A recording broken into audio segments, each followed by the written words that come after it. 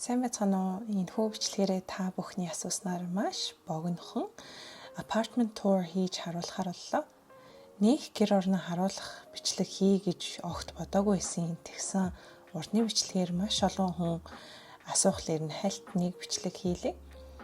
Энэ байрыг 2023 онд анх $450,000 авч байсан. Энд метр квадратаар орон сууц нэг зардаггүй болохоор би яг метр квадратыг нь сайн мэдэхгүй байна.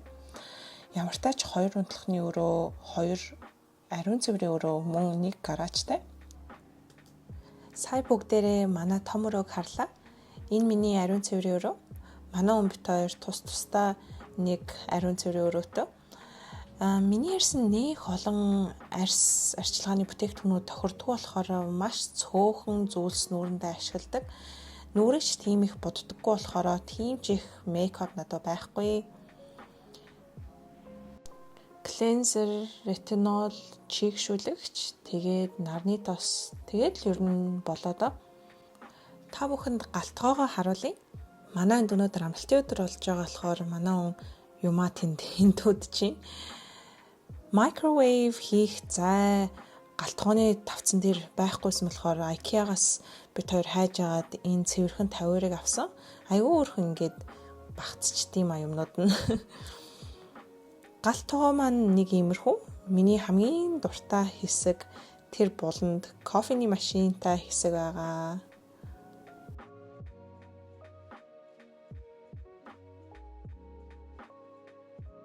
Одоо бүгдээрээ манай унтлахны өрөө рүү орцгоё.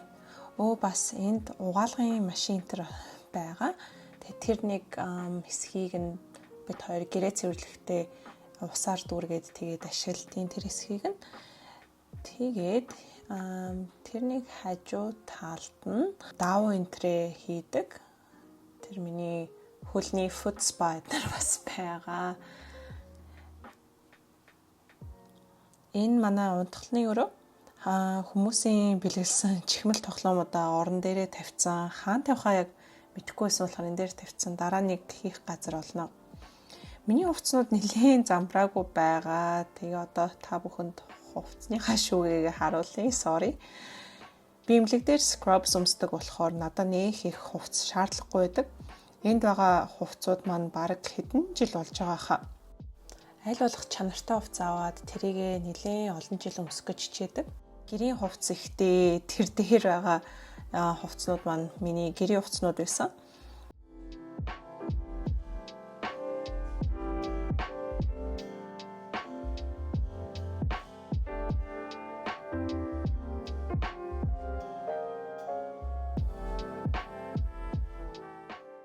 Мельбурнд айгүй хүүтэн болдог болохоор нэлээд зузаан курч гэднэр хэрэгтэй байдаг.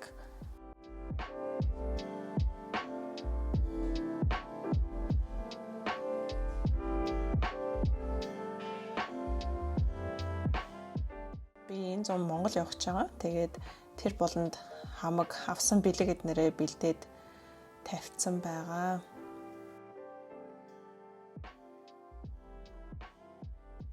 Энэ нэг болонд манай үний ариун цэврийн өрөө байгаа.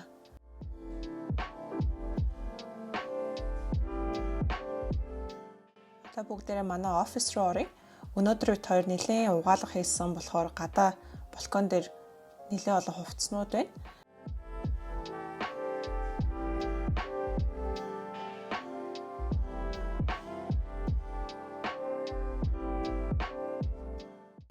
За ингээд манай замбраагүй офис манайгаа дийлэх нь манай хүний юмнууд байгаа.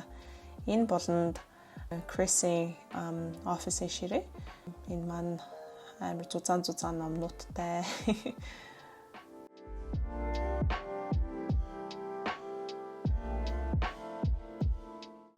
Тэгээд бид хоёр энэ өрөөгөө ер нь тэгж жагаад янзлнаа. Одоохондоо яг ингээл хэрэгжилж байгаа юмнуудаа тавьчихсан. Энэ бид хоёрын уншдаг номнууд, ер нь уншсан номнууд манайгаа. Дийлэх номнуудаа ер нь Kindle дээр уншдаг болохоор энэс өөр их ер нь ном бараг авдаггүй. Тэр нэг хөөрхөн цэцэг байгаа. Энэ сарнай амьд сарнай гинэ. Энэ амьд сарнайг ингээд waxцсан гэх юм уу та. Ингээд одоо насан туршдын тийм сарнай болсон. Энэ нэг миний нэг secret байгаа.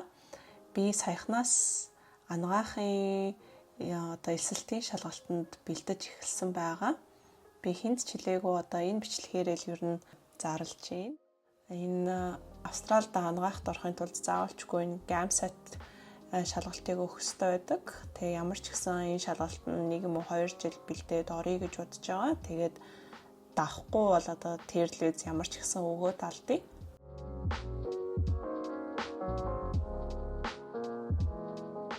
Тэгээд өдөр болгон ер нь бэлдэж байгаа. Тэгээ энэ болохоор манай хүний Easelвэн бид хоёр сард нэг удаа Creative Night гээд нөгөө нь манай хүн зураг зураад би бас нэг sketching team зураг зурах дуртай. Тэгээ би нэг жижиг tracking гаргасан байгаа. Энэ tracking маань миний өдөр болгон одоо дасгал хийсэн үгүй юу гэдгийг ингэж track хийдэг юм байгаа. Gym одоо жишээ нь gym явсан, wine хэмэл yoga гэд тэгээд тэд нэрийг track хийдэг. Тэгээ энэ нэг хүн дуугаа унахгүй маа. Энд чинь ингээд stationary дуу болгоцсон.